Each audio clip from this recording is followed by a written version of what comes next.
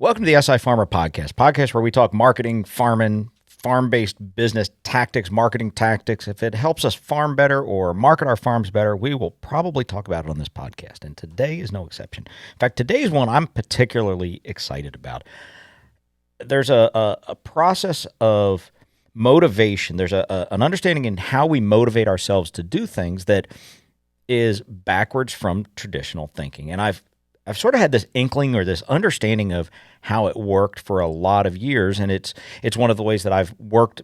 I've worked to get myself good at things I'm not good at, and it's helped me a lot. But I've never understood it. Well, the other day I was listening to a podcast by a guy named Dr. Andrew Huberman. He's a pretty popular podcaster, but he's a neurobiologist at Stanford University, and he finally explained it in a way that, man, it just clicked with me. And I really think it has a potential to help us do the things that we don't like to do, get good at them, and stay motivated to do them because we know what the reward is, but we have to change our way of thinking. So let's get into it today.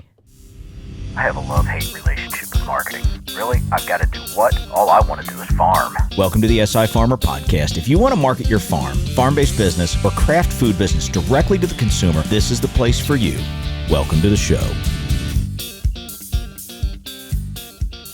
So I listened to this podcast the other day, and it just kind of explained it in a way that clicked. And let me tell you what I'm talking about here.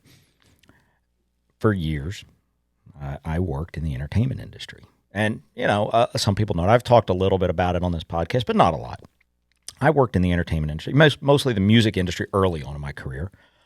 And, you get all the questions about, you worked with famous people. Who'd you work with? Were they nice? What were they like? And it's one of those questions I never liked really to talk about it because I didn't find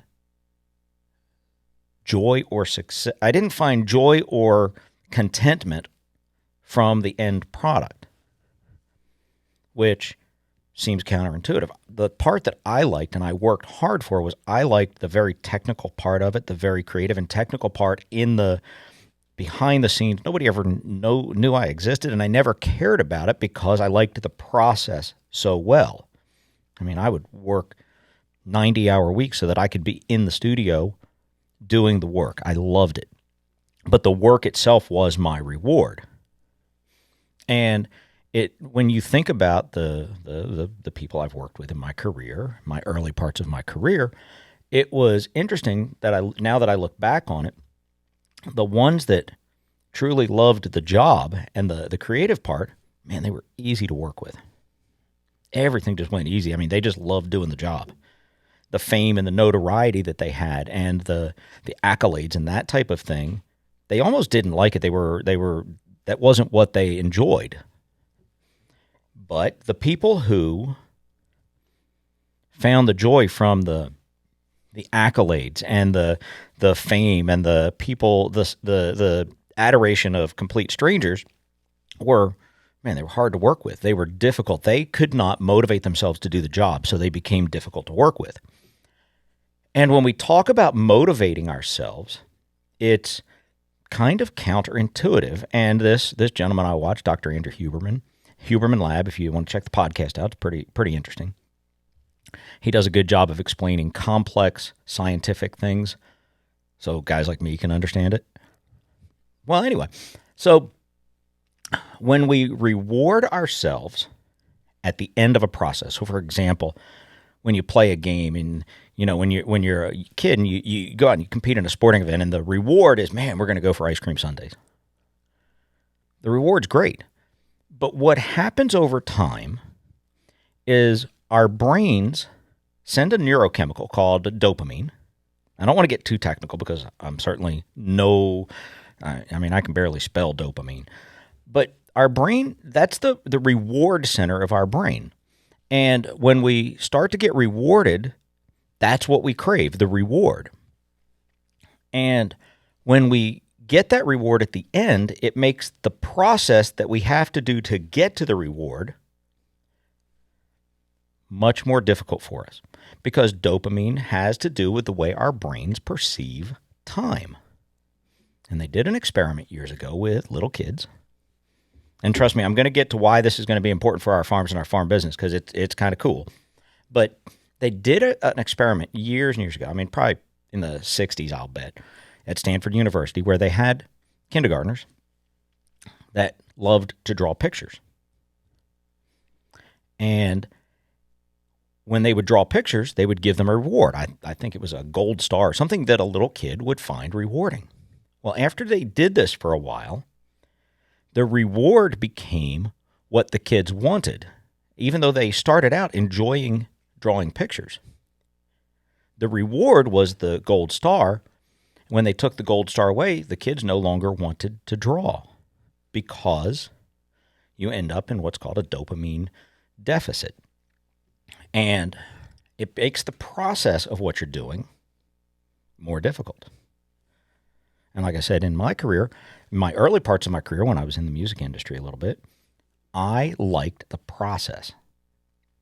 The process of engineering and recording all of these sounds and this stuff, putting it together, I enjoyed that process. I really did not like, in fact, I didn't like any type of fame or notoriety. I didn't want anybody to know who I was. I just wanted to do the job. In fact, there's a lot of projects I worked on that I guess if I had pushed, my name would be on there, and I never wanted it. I never cared even a little bit. I just wanted to work. I enjoyed. That was the reward for me. And the end, it's that reward at the end, which is what detracts. And so when we think about this in our daily lives, what are the things that we like to do, that we find joy from doing? I mean, farming's hard work. I mean, if anybody tells you it isn't, you do it. It's hard work. Sometimes it's early mornings and late nights and long days. It's hard. But you find the joy. We find the joy in the work. And the reward of getting paid. It's hard to think about that when we're enjoying that part of the job. But when we get into the computer part, and this came from having a conversation with a friend of mine, he hates working on a computer. If it even has the word computer, technology, anything in it, he hates it, doesn't want to do it. Not only does he not want to do it, he avoids doing it. But he likes the reward of getting paid. And so he gets paid, which makes the process, because he that reward, and this is my assumption, when he gets that reward of getting paid and having enough money to pay his bills, the dopamine kicks in and his brain says, yes, you've done, what it is. And to sort of back up, when we think about when we as humans were hunter-gatherers, dopamine's the way the good Lord made our bodies to reward us for doing the things that keeps us alive. Finding food. For example, big one that we're having problems with now is a lot of obesity going on because our bodies will reward us for sugar and fat, because if you think about what it was like during the frontier days and when we were hunter-gatherers, fat, heck, Louis L'Amour books, if you read a Louis L'Amour book, the hardest thing to come by in the wild is fat and sugar. And so our bodies would, when we would get this fat and sugar, they would reward us because, hey, we want some more of that. Now here we are in a time that we don't have to do anything to survive. I mean, all of our life-sustaining processes are pretty much met if you're at a certain financial level. And I'm not talking about being rich. I'm talking you have enough money to eat, stay warm. If, for example, I know people that work from home and they never have to leave their home. Service will bring their food. They work remotely, so they don't interact with people in person, and they get a paycheck. They never have to leave home, never have to leave their place to survive. And so, in my opinion, that kind of messes with our motivation to do things. It kind of messes with our motivations and our brain's way to reward us for success. So that can cause some pretty serious issues. And I never struggled with addiction, but I can imagine that causes some issues with addiction, causes some of the big problems, depression, a big one. And But to get back to my friend who hates the computer, he got rewarded by paying, but the process that he had to go through to get paid, he hated. Absolutely hates it. I mean, this man, in a day hanging out with him, you will never hear him cuss once. You won't hear him say anything. He sits down at a computer and you would think he was a sailor. It's honestly, it's kind of funny. But that whole reward system. Now, the concept that I found really interesting was we can provide our own internal reward system. And it sort of has to do with lying to yourself a little bit, but it's lying to yourself to achieve a goal that you want to achieve. And we're trying to convince ourselves, and this is how you do it, the way I understand it, and it has worked for me in the past. We convince ourselves that the reward is the act. For example, you hate working on the computer. You just hate it, but you like the reward. Find something on the computer, the process. Find something in the process that you like and look forward to that part of the process. For me, when I talk about my early part of my career, I was a musician, but I had to do what I wanted to do. I had to be able to be an engineer and a producer and a computer guy. And so I found things that I liked, little nuances that I liked in the more difficult processes that took away from what I really wanted to do. And over time, they actually became what I truly loved to do. But I taught myself that the reward was in the process. I mean, when I started farming, the reward to me is getting to sit in the tractor seat. And I know guys that say, man, how do you sit in a tractor seat for 12 hours a day? Man, I love it. It's fun. It's great. But the reward is the act of doing it. For example, you hear, we just passed New Year's, and I think it was last week, we talked about New Year's resolution. Might have been the week before. But New Year's resolutions, the act of making a resolution to plan to do something good is great. We should do it. Now, how do we follow through on that? So I want to market my farm. I really want to take my farm to the next level and get my products in front of consumers. But I hate working on the computer. Can you do it without working on the computer? Sure. It's harder, more expensive, takes a lot longer, and less effective over time. So we need to teach ourselves to find some part of that we enjoy. That we enjoy that communication. We enjoy the process, whatever it is. Find some part of it, because we have to convince ourselves to stay motivated. So for us to stay motivated over a long period of time, we have to find some part of it that we enjoy, that we find that reward in doing the process. You'll hear people, you can look up a guy named David Goggins, another one who changed the way he thought to motivate himself. Finding that reward in the painful part of a process. For him, it was working out. Finding the joy in that moment of, and in the technical terms, it's called friction, what's difficult to do, and rewarding yourself for that friction. So you start to find that joy, and that reward, our internal reward, is in the friction. Now, maybe in the back of our mind, we know that, for marketing our business, we're going to make more money, which is what we want to do. That may be the ultimate reward, but we can't think that way, because it will make all of the other parts less enjoyable. It will make it harder to motivate yourself to do it. For example, if you're talking about working out, try not to use motivators like coffee, because when you do it the second time, now you have to, and you get that release at the end, the reward. Now you have to have 2 cups of coffee to get yourself talked into it, and then it's 3 cups of coffee and a shot of espresso to get yourself talked into it. We try to make the reward the act that we're trying to accomplish. And it is completely possible for us to think this way and to train our brain to work this way.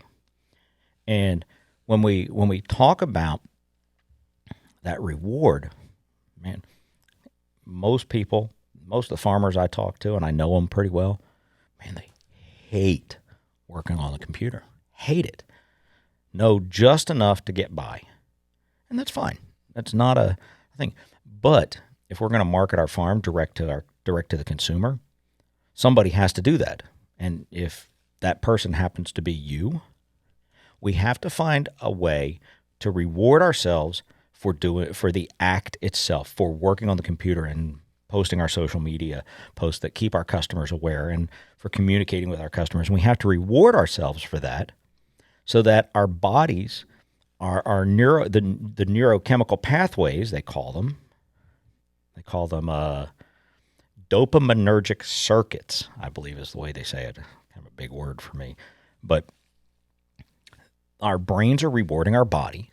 If we can teach our brains that the act and the process of doing this is rewarding, then we can sustain motivation for doing these tasks that we may not, at this point, may not like to do. We can sustain our motivation over a longer period of time. When we reward ourselves for at the end of a process, we make the process itself much, much more difficult, and just makes life harder. So, it seems counterintuitive. I know it. When you think about it, hey, I did this. I'm going to reward myself with that ice cream sundae, or I'm going to go out and it's a social activity, or whatever it is.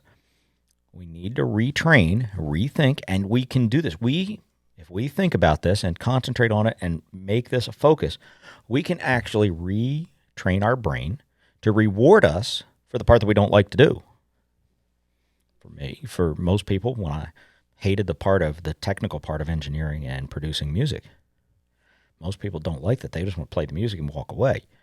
The hours you have to spend, for example, to get a snare drum to sound right, or get a kick drum so it has that punch when they do it, or to get guitars so 3 sets of guitars don't mix, those type of things. You have to enjoy that process and make that process what you enjoy, because it's a long process. To get it right, it's a long, long process. And musicians I'd work with, man, they wanted to play the music and say, yep, call us when you got something done. Gotcha. See you later.